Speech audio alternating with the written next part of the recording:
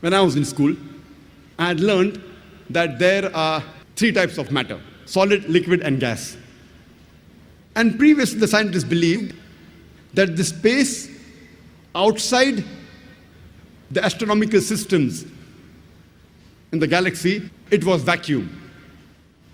Lately, the scientists have discovered that there are bridges of matter in the interstellar space.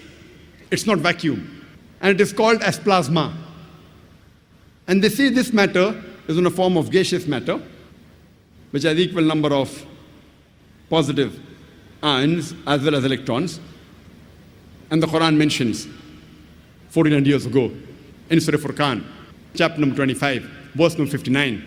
It is Allah subhanahu wa ta'ala who has created the heavens and the earth, as well as things in between it. So Quran says there is matter in between the heavens and the earth, which today's science, they say that this plasma can be considered as the fourth type of matter.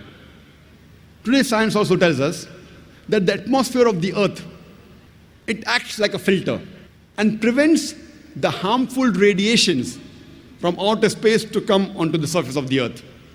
It prevents the X-rays and the ultraviolet rays to reach the surface of the earth, which is very important for the sustenance of life. If this filter of the earth's atmosphere wasn't there, then life would not exist on the face of the earth. The Quran says in Surah Anbiya, chapter number 21, verse number 32, that we have made the sky as a protected ceiling. We have made the heavens, the Arabic word is samawat.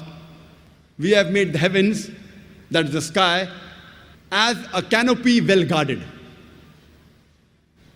Today science has come to know that this protected ceiling, without this, life would have ceased to exist on the face of the earth. It was in 1925, a very famous scientist by the name of Edwin Hubble, and a famous astronomer, he said that the galaxies are receding. That means the universe is expanding. The Quran mentioned 1400 years ago in Surah Dhariyat, chapter number 51, verse number 47, that we have created the vastness of space. The Arabic word musyun means vastness or the expanding universe. The Quran mentions 1400 years ago that the universe is expanding, which we have come to know recently, 80 years back, 90 years back. And according to Stephen Hawking, who's a very famous scientist, he writes in his book, The Brief History of Time, he says that the discovery of the expanding universe is the greatest discovery of the century, which is mentioned in the Quran 14 centuries before. There may be skeptics or some non-Muslims who will say it is nothing great that the Quran speaks about astronomy, since the Arabs were very well advanced in the field of astronomy.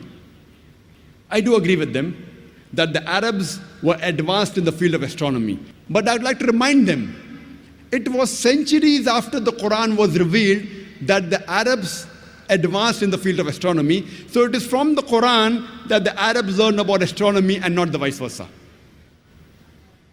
And there were many things about astronomy mentioned in the Quran which the Arabs didn't speak about and which we have come to know recently.